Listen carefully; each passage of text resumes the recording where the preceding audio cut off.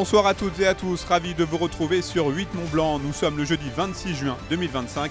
Il est 18h, bienvenue dans ce journal tout en images. Voici les titres. Les ponts de la Caille, trait d'union historique entre Annecy et Genève, vont être rénovés à compter du mois de septembre. Au programme des travaux de réparation et surtout de sécurisation, nous le verrons.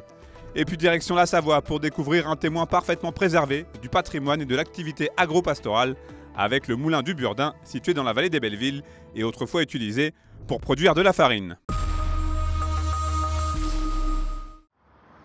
Créé en 1839, le pont suspendu Charles-Albert qui surplombe la gorge des Us va avoir droit à un coup de neuf.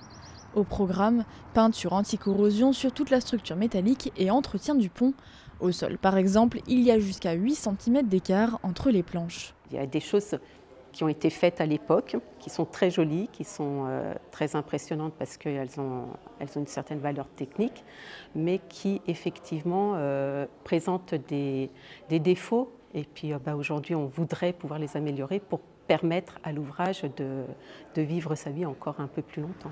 L'objectif de ces travaux entrepris par le Conseil départemental de la Haute-Savoie est de réparer, mais aussi sécuriser l'ouvrage historique, ainsi que son voisin, le pont routier Albert Cacot. On va profiter de la fermeture de ces ponts pour la rénovation, pour aussi les équiper en dispositifs de filets de prévention, complétés par de la vidéoprotection, de la sonorisation, en lien tout cela bien évidemment avec les services des pompiers et de la gendarmerie et des médecins urgentistes. Une sécurisation plus que nécessaire car au-delà de leur beauté architecturale, les ponts de la Caille sont aussi tristement connus pour le nombre important de suicides qui s'y produisent. De tout temps, on parle du pont de la Caille comme un lieu de suicide. Quand les gens vont pas bien, on se dit on va aller au pont de la Caille.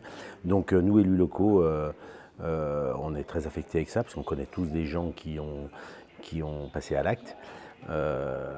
Alors c'est un sujet délicat à évoquer puisque moins on communique quelque part, mieux c'est. Seulement la population attend aussi qu'on fasse quelque chose. Le chantier devrait débuter à partir de septembre pour s'achever en 2028. Coût total des travaux, 7 millions d'euros.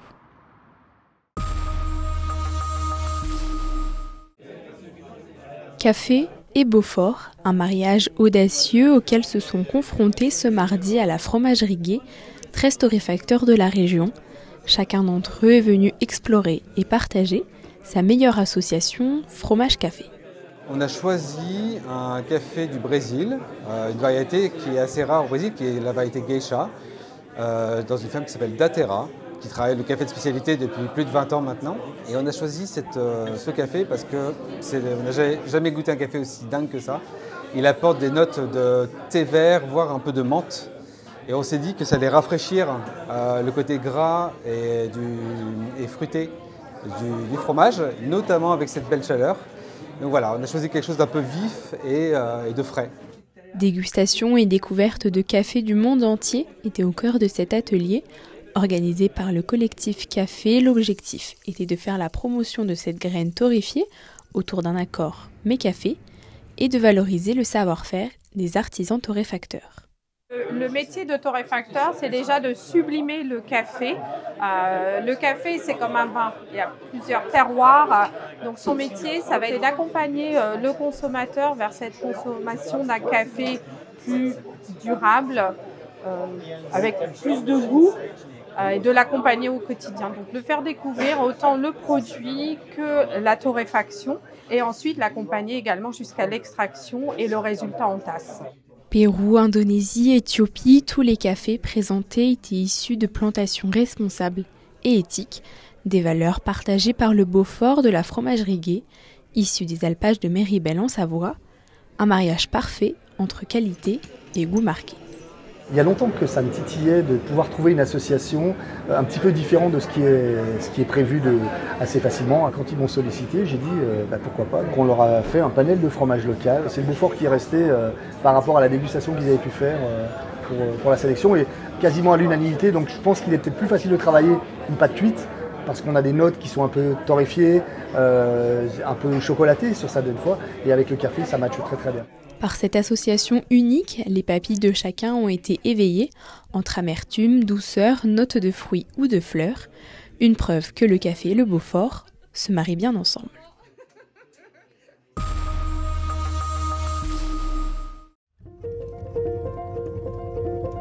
Il en existe 9 comme celui-ci dans la vallée des Bellevilles.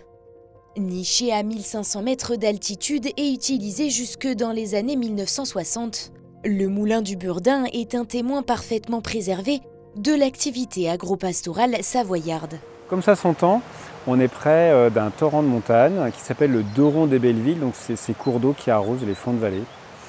Et c'est cette eau que l'on va utiliser pour utiliser la force mécanique de l'eau pour faire fonctionner des installations. En l'occurrence ici un moulin à grains pour faire de la farine à partir des grains de céréales. Une technique bien traditionnelle où près d'une douzaine de tonnes d'eau sont nécessaires pour déclencher le mécanisme. Et ici, pas de grandes pales visibles à l'extérieur, mais un système complexe de roues horizontales, dites roues à ailettes. Cette roue entraîne un arbre de transmission qui est placé verticalement et qui va ensuite entraîner le système avec 2 meules. Une meule donc taillée par l'homme, une meule fixe, qu'on appelle une meule dormante, et puis une meule mobile, une meule tournante. Et le grain va être écrasé entre ces 2 meules à l'aide des sillons qui sont tracés sur la surface. Et le meunier verse le grain au centre de la meule. Ensuite, le travail de la pierre, ça va être de broyer ce grain, de le réduire en farine. Une farine ensuite tamisée avant d'être mise en sac. Et ce savoir-faire aujourd'hui disparu, la commune continue de le valoriser.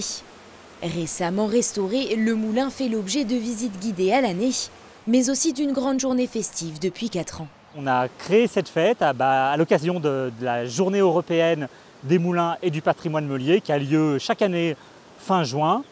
Et cette journée, c'est l'occasion de redécouvrir cet élément du patrimoine de la vallée des Bellevilles, de découvrir ce moulin, de découvrir son mode de fonctionnement et son histoire. Et c'est aussi l'occasion d'élargir un petit peu notre vision et de découvrir les énergies durables qui sont si importantes aujourd'hui. Une fête familiale et champêtre où animations ludiques et gratuites viendront ravir petits et grands. Rendez-vous est donné au public le 29 juin dès 10 h pour découvrir ce patrimoine vivant. En football, le FC Annecy s'active sur le marché des transferts. Les Reds enregistrent l'arrivée d'un nouveau joueur. L'attaquant français Thibaut Rimbaud a signé un contrat de 3 ans avec le FCA. Ce joueur athlétique d'1,92 m âgé de 28 ans évolue en national la saison dernière où il a marqué 11 buts en championnat. Et puis dans le sens des départs, Johan de Moncy, meilleur buteur et co-meilleur passeur l'an passé, en fin de contrat, quitte le club haut-savoyard. Il rejoint le Stade de Reims qui vient de descendre de Ligue 1.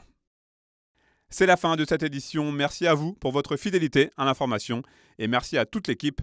Place maintenant à la météo de Thierry Paulme. Retour de l'information sur 8 Mont Blanc ce vendredi à 18 h pour le dernier journal de la semaine.